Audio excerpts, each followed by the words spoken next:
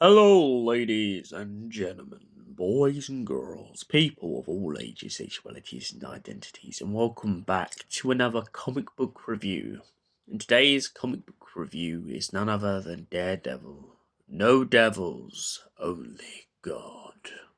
Now, I just want to start off by pointing out if you've been watching Born Again recently, and you've been watching some of the Daredevil series from back in the day on Netflix, I think this comic book personally is definitely for you. Let's get into the story. Matt Murdoch is at a loss. He seems to have lost someone in this comic book, but he also seems to be on a knife edge. He's talking with a librarian who he knows has him sort of mistrusting her, all because he found out that her family are some of the toughest, gruffiest, most evil mobsters in Hell's Kitchen. This has drawn the biggest line between him.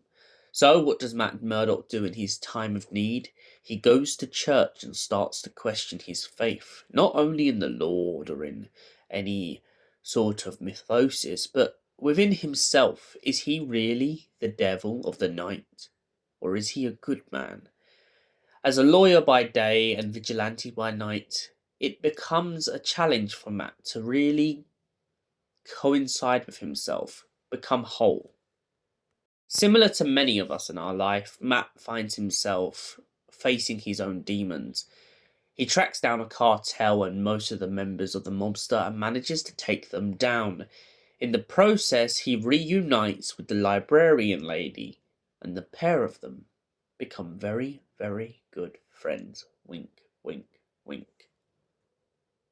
So yeah, that's quite short, but that's pretty much the rough idea of this comic book.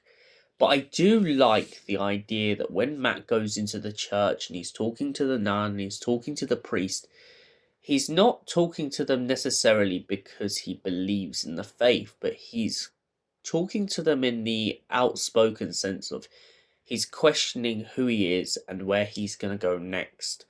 He doesn't quite know whether he's considered himself to be a villain, a hero, a vigilante, or maybe just a guy who's misunderstood. Dynamic between him and the librarian I find really interesting, and I also find it very relatable. It's one of those situations where it comes down to everyone's relationship with their friends and with their partners in general in the world.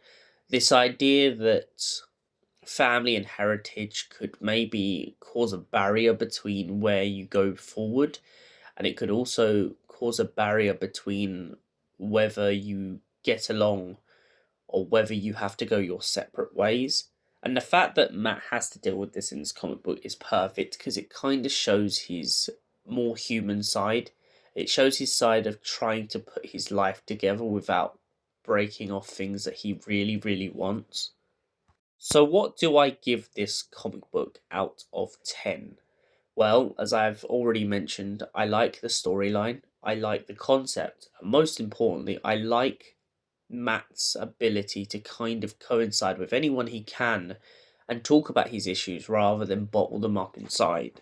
And for that reason, I give Daredevil No Devils, Only God a solid 9 out of 10.